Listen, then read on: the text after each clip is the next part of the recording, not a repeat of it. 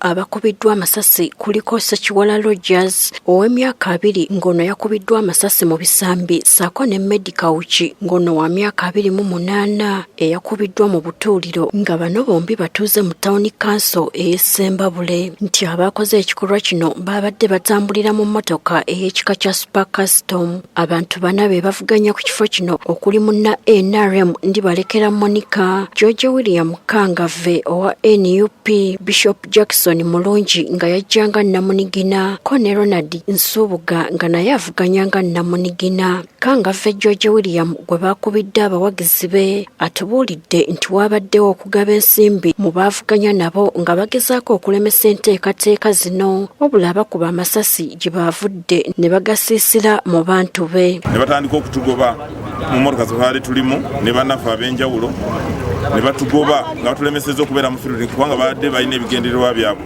Ne batuuka ne ku level ekuba abaana amasasi. Kuliko omuvuka omu gwe baakubye amasasi ali mu ddwaliro ewa Gguma, we baamukubye essasi mu kisambi ne bakiyuza. Kangave alumiriza munne gwe bavuganya naye Jackson Mulungi okubanga ye yeenyigidde mu bikolwa bino.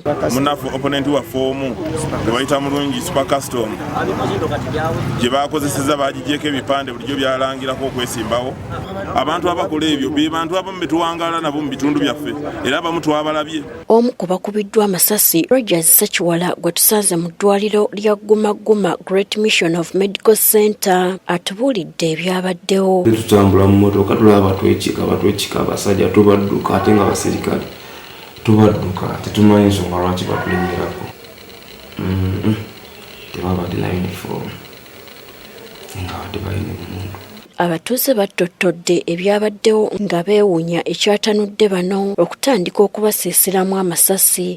Namugamba togamba tujja kudda ze nakuyamba loja bamukubye mutadde wali mmanja omulala bamuyita Medi ye bamukubye muno.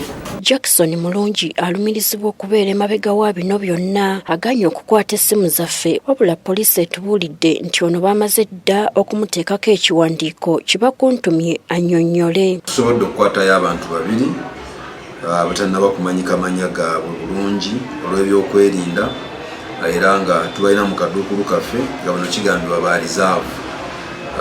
Tubalina mu kaduukulu kaffe beeyongera okuba kwe batubuulira mu nsonga eyo. Ku ssaawa nga 8 ez'emisana abasajja babadde babagalidde emmundu basazeeko polling station ey'Essembabule Church of Uganda mu Ssembabule Town Council n'ekigendererwa eky'okuyiwa obululu mu bokisi. Abadde agezaako okubalemesa bamugobereza amasasi era okukkakkana n'adduka ne yeetegula ekibambulira.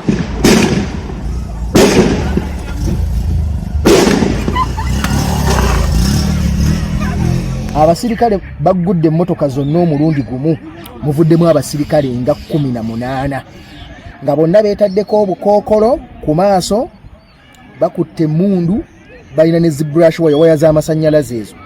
Naye gwendabyeko gwe neetegerezza era gwentegedde ye nga si musirikale abadde Kato gwe bayita Kato Zuku gwe tuwangaala naye wano mu Ssembabule. Ate yo mu disitulikiti y'Erengo abakuumaddembe bakedde kukwata omu ku beesimbyewo ssaako ne ssentebe w'ekyalo Kanyogoga mu kalulu k'ekyazanga Town Council ng'entabwe eva ku bigambibwa nti abadde yeenyigira mu kubba obululu. Akwatiddwa ye Matovu Imran ng'ono yakwatidde NRM Bendera okuvuganya ku bwa ssentebe bw'eggombolola y'ekyazanga Town Council.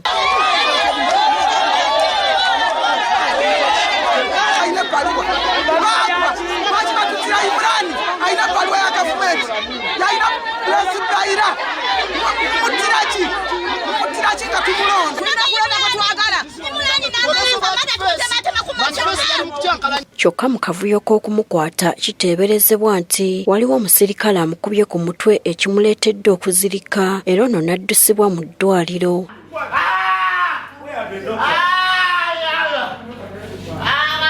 Asangiddwa wano polling station baddewo okwemulugunya nga bagamba nti obulogwaze sibusiiri.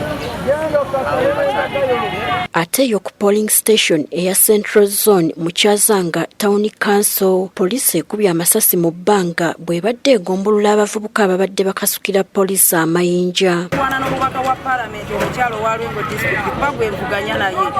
Nze nvuganya ne Honorable Cissy Namugye sivuganya naye Imran.